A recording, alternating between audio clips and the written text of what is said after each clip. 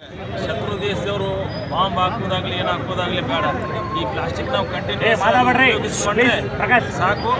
ನಾವು ನಮ್ಮಷ್ಟಕ್ಕೆ ನಾವೇ ವಿನಾಶಕ್ಕೆ ಒಂದು ನಾಂದಿ ಆಡ್ದಂಗೆ ಆಗ್ತದೆ. ಅದಕ್ಕೆ ದಯವಿಟ್ಟು ಎಲ್ಲರೂ ಈ ಪ್ಲಾಸ್ಟಿಕ್ಕನ್ನು ಏಕ ಬಳಕೆ ಏನಿದೆಯಲ್ಲ, ಇದು ಪ್ಲಾಸ್ಟಿಕ್ಕನ್ನು ಯಾರು ಯೂಸ್ ಮಾಡಬೇಡ್ರಿ.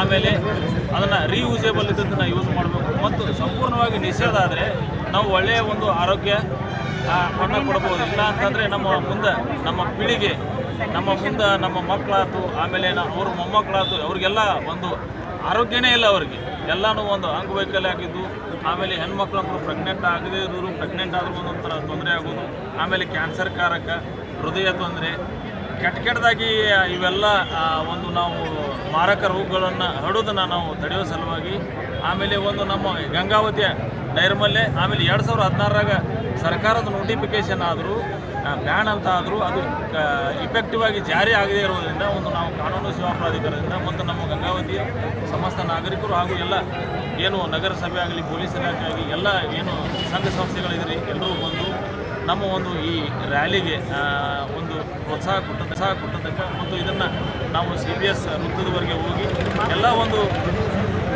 ಕಿರಾಣಿ ಅಂಗಡಿಯವರಾಯ್ತು, ಮತ್ತೊಂದು ಅಂಗಡಿಯವರಾಯ್ತು, ದಯವಿಟ್ಟು ಇದನ್ನು ಬಳಕೆ ಮಾಡಿಬಿಡ್ರಿ. ಇಲ್ಲ ಅಂತಂದರೆ ನೀವು ಬಳಕೆನೇ ಮಾಡೋದಾದರೆ 31ರೊಳಗೆ ಇದನ್ನು ಕಡಿಮೆ ಮಾಡಬೇಕು.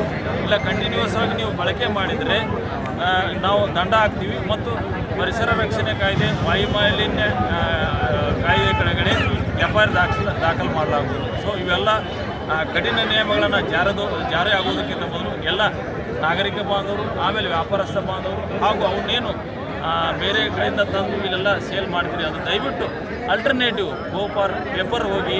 ಆಮೇಲೆ ಮತ್ತು ರೀಯೂಸೇಬಲ್ ಪ್ಲಾಸ್ಟಿಕ್ ಅಂದರೆ ಅದು ಯಾವುದು ಕಂಟೈನರ್ ಬರ್ತದೆ, ಬಯೋಡಿಗ್ರೇಬಲ್ ಇದೆ. ಸೊ ಸ್ವಲ್ಪ ಕಷ್ಟ ಆಗ್ಬೋದು, ಆದರೆ ಅದನ್ನು ದಯವಿಟ್ಟು ನಮ್ಮ ಮುಂದಿನ ಪೀಳಿಗೆಗೆ, ಇಲ್ಲ ಅಂದರೆ ನಮ್ಮಷ್ಟಕ್ಕೆ ನಾವೇ ಸರ್ವನಾಶಕ್ಕೆ, ಆಮೇಲೆ ನಮ್ಮ ಒಂದು ಮಾನವ ಕುಲಕ್ಕೆ ಒಂದು ನಾಶವನ್ನು ಮಾಡಿಕೊಳ್ಳುವಂಥ ಪ್ರಯತ್ನ ಬರ್ತದೆ. ದಯವಿಟ್ಟು ಎಲ್ಲರೂ ಸಹಕಾರ ಕೊಡ್ರಿ ಅಂತ ಹೇಳ್ತಾ ನಾನು ಹೇಳ್ಬೋದು.